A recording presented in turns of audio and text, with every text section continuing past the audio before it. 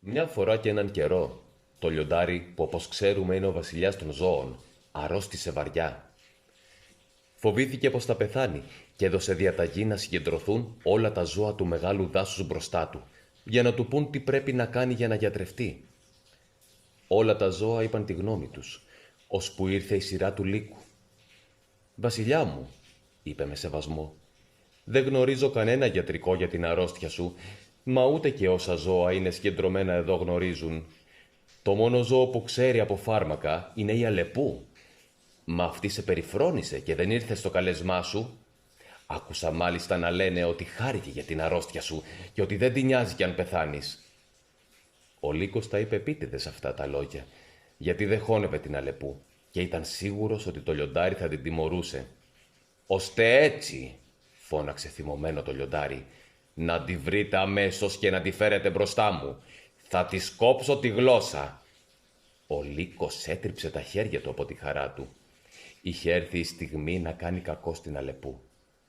Ένα πουλάκι όμως πέταξε γρήγορα και βρήκε την Αλεπού. «Αυτό και αυτό συμβαίνει», της είπε. Ο Λύκος σε συκοφάντησε και το λιοντάρι θα σου κόψει τη γλώσσα για να σε τιμωρήσει. «Σε ευχαριστώ, καλό μου πουλάκι», του είπε η Αλεπού. «Μη φοβάσαι, θα καταφέρω να γλιτώσω».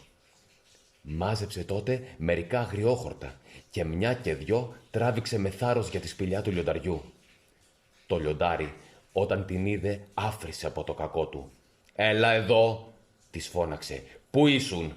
Δεν έμαθες ότι κάλεσα όλα τα ζώα να παρουσιαστείτε μπροστά μου?» «Ναι, βασιλιά μου», του απάντησε με θάρρος η Αλεπού. «Το έμαθα πως είσαι άρρωστος βαριά. Γι' αυτό κι εγώ πριν έρθω πήγα και μάζεψα αυτά τα βότανα που θα σε κάνουν καλά». Ο θυμός του λιονταριού έπεσε αμέσως. «Ώστε γι' αυτό άργησες να έρθεις», της είπε. «Καλά έκανες. Θα γίνω καλά όταν πάρω αυτά τα βότανα?» «Ναι, βασιλιά μου. Μόνο που χρειάζεται να τα ανακατέψεις με κάτι ακόμα για να γίνει τέλειο το φάρμακο». «Με τι?» ρώτησε το λιοντάρι. «Να τα βράσεις μαζί με μια γλώσσα λύκου.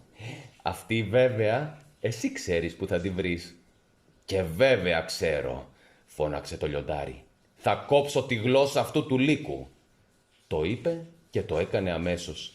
Έτσι η πονηρή η Αλεπού τιμώρησε το λύκο για τη συκοφαντία του.